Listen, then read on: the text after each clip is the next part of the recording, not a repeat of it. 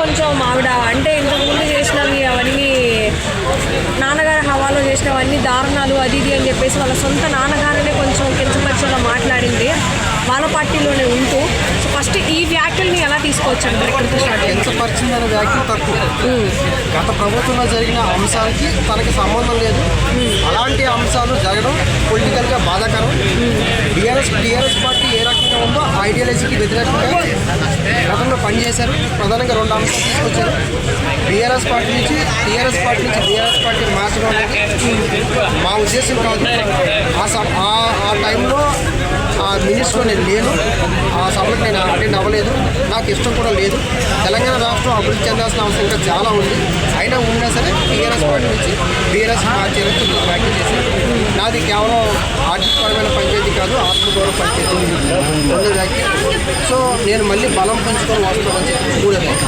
ఈ 3 వ్యాఖ్యలు ప్రధానంగా టీఆర్ఎస్ నుంచి బీఆర్ఎస్ పార్టీ ఏ రకంగా మారిందని. అంటే ఈ వైఖరి ఇక్కడ మన ప్రాంతీయ పార్టీగా బలపడాల్సిన సమయంలో జాతీయంగా వెళ్ళిపోయి జాతీయ అంశాలు తీసుకొని జాతీయంగా మనం ఏదో కేంద్రంలో చట్టం తీసుకున్నామని భావించి రాష్ట్రంలో రావాల్సిన అధికారం రాకుండా పోయింది అనేది ఈ ఆలోచన. కానీ వాస్తవంగా చూసినట్లయితే మాత్రం కేసీఆర్ గారి స్ట్రాటజీలో లేదా అప్పుడున్న రాజకీయాలు మొన్న 23 ఎలక్షన్స్లో బీఆర్ఎస్ పార్టీ మళ్ళీ వస్తుందా రాదా అన్న డౌట్ చాలామందికి ఉంది. ఇది తప్పే అన్న విషయం కేసీఆర్ గారు తెలుసు. కానీ ఎమ్మెల్యేలు కానీ కింద వ్యక్తులు కాబట్టి తెలియదు. కర్ణాటకలో కాంగ్రెస్ పార్టీ గెలిచిన తర్వాత ఆ గ్రాఫ్ ఇలా కొనసాగుతూ వచ్చింది. భారత్ జోడో యాత్ర రాహుల్ గాంధీ చేశారు. ఈ గ్రాఫ్ అంతా ఇటువైపు వచ్చింది. సో టీఆర్ఎస్ పార్టీ రేపు గెలవచ్చు, గెలవకపోవచ్చు.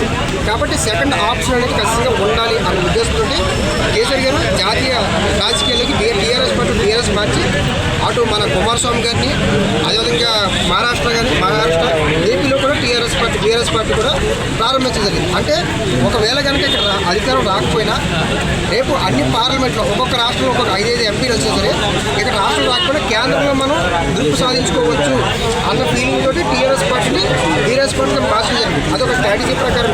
అంటే ఇక్కడ ప్రాంతీయ పార్టీ బలహీనపడుతుంది కాబట్టి కనీసం జాతీయ స్థాయిలో మనం నిలబడవచ్చు అన్న ఉద్దేశంతో ఆ రోజు కేసీఆర్ గారు ఆ నిర్ణయం తీసుకున్నారు. అంటే కేసీఆర్ గారు నిర్ణయం తీసుకోలేదు. కేటీఆర్ గారు, హరీష్ రావు గారే టీఆర్ఎస్ని బీఆర్ఎస్ చేసి పార్టీని ఈరోజు ఈ విధంగా ఉంచారు. ఆమె లోపల బయటికి శాంతం చెప్పలేకపోయినా ఆమె వేదన అది అని అంటున్నారు. దాని గురించి ఏమంటారు? కవిత గారి ఆవేదనలో అర్థం ఉంది, నేను కాదంటలేదు. కానీ కేసీఆర్ గారు లేకుండా ఈ టీఆర్ఎస్ పార్టీ నుంచి బీఆర్ఎస్ మార్చారని నేను అనుకోలేదు. కేసీఆర్ గారు ప్రమేయం ఉండదు. కేసీఆర్ గారు అదే రకంగా ఆలోచన. 2014 ఎలక్షన్స్లో కూడా ప్రధానంగా చూసుకుంటే ఎంపీగా పోటీ చేశారు కేసీఆర్ గారు, ఎమ్మెల్యేగా పోటీ చేశారు. 2 ఆప్షన్లు తీసుకున్నాం. అప్పుడు కూడా 2014లో ఎంపీగా పోటీ చేశారు, ఎమ్మెల్యేగా పోటీ చేశారు. ఎంపీగా గెలిచారు, ఎమ్మెల్యే గెలిచారు. అప్పుడు ఎంపీ పదవికి రాజీనామా చేసి ఎమ్మెల్యేగా అసెంబ్లీ రావడం జరిగింది. సో అదే ఆలోచన కూడా ఈ 2023లో చేశారు.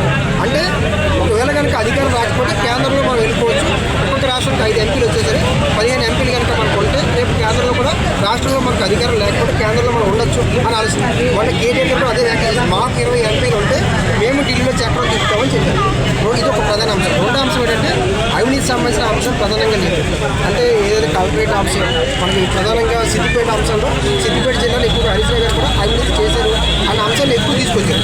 సో ఈ 2 అంశాలు కనుక మనం ప్రధానంగా అంటే మొన్నటిదాకా వాళ్ళ కుటుంబాల్లో ఆస్తుల గొడవల వల్లే వీళ్ళు విడిపోయారు అనుకున్నారు. కానీ ఆమె ఇప్పుడు వచ్చిన మాట ఏమంటుందంటే పార్టీ వల్ల నన్ను తొక్కేయడం వల్లే నేను బయటకు వచ్చాను అంటుంది. మరి దాని గురించి ఏమంటారు సార్ మీరు? అంటే ఏదైతే లిక్కర్ కేసు అంశం ఏదైతే ఉందో ఆ అంశంలో పార్టీ నుంచి కానీ కుటుంబం నుంచి కానీ సరైన సపోర్ట్ రాలేదు. ఇది